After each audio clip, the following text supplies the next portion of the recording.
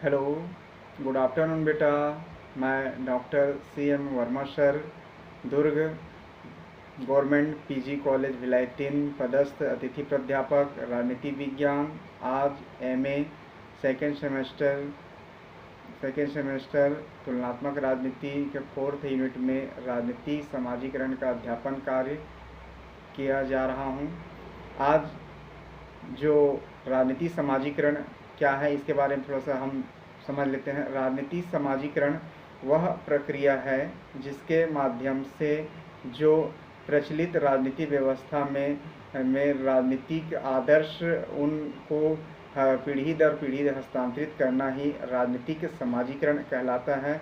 क्योंकि जो व्यवस्था आज चल रही राजनीति समाजीकरण मतलब हम जैसे आज जैसे पूर्वजों ने हमारे माता पिता दादा जी ने जो चीज़ हमें सिखाया गया व्यवस्थाओं के, उन्हीं व्यवस्थाओं को हम आगे की ओर बढ़ाना ही राजनीतिक समाजीकरण कहते हैं। इसके संदर्भ में डेविड स्टर्न ने कहा है, किसी प्रकार से एक पौड़ पीढ़ी युवा पीढ़ी को अपने पौड़ प्रतिरूप में ढालती है, यही समाजीकरण। बहुत सरल शब्दों में बताया गया है। राजनीति समाजीकरण में मतलब जो अपनी जो सीखे हुए जो है राजनीति जो व्यवस्था है, जो राजनीति व्यवस्था में जो सीखी हुई बात है कि हमें क्या नहीं करना चाहिए, ऐसे नहीं चलना चाहिए। इसीलिए हम बचपन में जब रास्ते भी चलते हैं तो हमारे माता पिता और दादा दादी जैसे हमारे जो बड़े होते हैं वो सिखाते हैं कि हमें लेफ्ट में चलना चाहिए, जब सिग्नल ना मिले तो रुक जाना चाहिए। ऐसे हम जब बड़े होते हैं, जब 14 साल 13 साल के रहते हैं, जब साइकिल चलाना या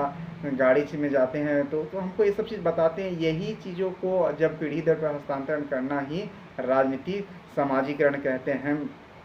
दूसरा है यहाँ पर सिंगल के शब्दों में राजनीति समाजीकरण का अभिप्राय सीख की वह प्रक्रिया है जिसके द्वारा प्रचलित राजनीति व्यवस्था द्वारा स्वीकृत राजनीतिक आदर्श एवं व्यवहार पीढ़ी दर पीढ़ी हस्तांतरित होते रहते हैं, जिसे हम राजनीति समाजीकरण के नाम से जानते हैं। राजनीति समाजीकरण का प्रत्यय रूपकरण एवं प्रक्रिया मतलब राजनीति समाजीकरण का क्या कैसे प्रोसेस है जो एक जो पीढ़ी से दूसरी पीढ़ी हस्तांतरित होते हैं और स्वीकार इसलिए मतलब उनको स्वीकार कर लेते हैं क्योंकि वह हमारे ही विकास के लिए इनके नियमों का पालन करवाया जा रहा है।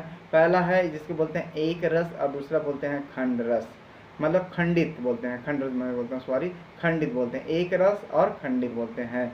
जिससे एक रस का तात्पर्य है कि एक दूसरे में विश्वास से राजनीति समाजीकरण ग्रहण करते, मतलब राजनीति समाजीकरण के बारे में विचारकों का मानना है कि मतलब एक पीढ़ी से दूसरी पीढ़ी स्वतः मतलब अपना लेते, जिसमें कोई दिक्कत नहीं होती। क्या बोलते हैं उसे? एक रस मतलब समाजीकरण कहते हैं, जिसमें क्या होता है कि हमें स्वतः हम अपना लेते, जैसे कि हमें स्वतंत्रता के संबंधी विचार है, धार्मिकता के बारे में विचार है, इसको हम स्वतः ही अपना लेते हैं, जिसको बोलते हैं एक रस राजनीतिक समाजीकरण। दूसरे बोलते हैं खंडित राजनीतिक समाजीकरण, मतलब एक दूसरे में घृणा शक ग्रहण करते हैं। मतलब राजनीतिकरण को जब हम स्वीकार करने से क्या होता है कि हम बुजुर्ग के द्वारा अपने परिवारों के माध्यम से कोई चीज़ सिखा दी जाती है तो उनको सिखाई हुई चीज़ों को हम क्या करते हैं कि कई बार हम देखते हैं कि उसके मन में शंका आ जाती है, घृणा आ जाती है कि नहीं ये जो बड़े लोग बताए हैं वो सही बात नहीं है। उसमें कुछ परिवर्तन कर अपने जीवन को व्यवस्था कर दी जाती है, उनको बोलते हैं खंडित राजनीतिक समाजीकरण। इस प्रकार से समाज में जो व्यवस्थाएं होती है दो प्रकार से राजनीति समाजीकरण को हस्तांतरित होती रहती है, जो एक रस और खंडित। अब दूसरा बात आई है कि राजनीति समाजीकरण के निर्माणक तत्व, मतलब राजनीति समाजीकरण के निर्माणक ऐसे कौन कौन से तत्व है। तो पहला है जिसको तत्व भी बोलते हैं, अभिकरण भी बोलते हैं। पहला है परिवार या कुटुंब। आप लोगों को पता होगा कि बच्चा का प्रथम पाठशाला परिवार को ही माना जाता है और परिवार में ही इन सभी बातों को अपने बच्चे को सिखाया जाता भी है कि इसलिए राजनीतिक समाजीकरण पहला तत्व है परिवार। दूसरा है शिक्षण संस्थाएं, जो हम स्कूलों में जाते हैं वहाँ पर स्कूलों में सब चीज़ सिखाई जाती है तो स्वतः ही हमारे अंदर में नियम पालन करने के गुण जो है स्वतः हमारे अंदर विकसित होने लगती है। नेक्स्ट पॉइंट है औपचारिक संस्थाएं, जो कई ऐसी संस्थाएं हैं जो अपनी जाति के आधार पर संस्थाएं होती है और समाज के आधार पर भी होते हैं कई जगहों पर, और कोई जैसे विकास के दृष्टि के आधार पर संस्था बना दी जाती है। तो इस प्रकार की संस्थाओं में भी राजनीति समाजीकरण का हस्तांतरण होती है। नेक्स्ट पॉइंट है जनसंचार के साधन। जनसंचार आजकल टीवी है, मोबाइल है, आप लोगों को आज जो इंटरनेट के माध्यम से आज ऑनलाइन क्लासेस जो चल रही है, वीडियो को जो मतलब यूट्यूब के द्वारा माध्यम से आपको जो क्लास लिया जा रहा है, तो उसके माध्यम से राजनीति का भी हस्तांतरण हम आज देखने को मिल रहा है और उसे हम स्वीग्रहण भी कर रहे हैं। इसे बोलते हैं राजनीतिक समाजीकरण, जो जनसंचार के माध्यम से। अब राजनीति दल भी राजनीति समाजीकरण महत्वपूर्ण भूमिका निभाती है।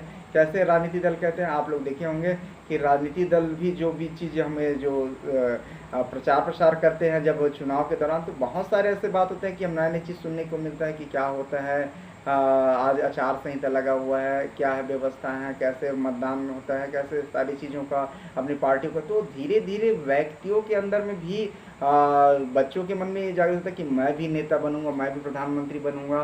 तो स्वाभाविक रूप से हम मनुष्य के अंदर में जो इन व्यवस्थाओं का जो हस्तांतरण होता है वही राजनीतिक समाजीकरण है। और इसमें डेविड स्टर ने बताया गया है कि राजनीति समाजीकरण पौड़ पीढ़ी से एक पीढ़ी से दूसरी पीढ़ी हस्तांतरित होती रहते हैं। राष्ट्रीय विधायिका, न्यायपालिका और मतदान के व्यवहार की तरह अब व्यक्ति राजनीति संस्थाओं को मान्यता प्रदान करने के लिए आरंभिक स्तर में राजनीति समाजीकरण की प्रक्रिया का एक स्तर है। मतलब आप लोग देखे होंगे कि ये जो बात बताई गई है कि जो परिवार में जो प्रारंभ में होता है, तो धीरे धीरे हमें अपने व्यवहारों में जो नियम कानून और जो न्याय की बातों को हम धीरे धीरे स्वीकार करने लग जाते हैं। तो इस प्रकार से ये राजनीति समाजीकरण की बातें जो यहीं पर आज समाप्त होती है। Thank you.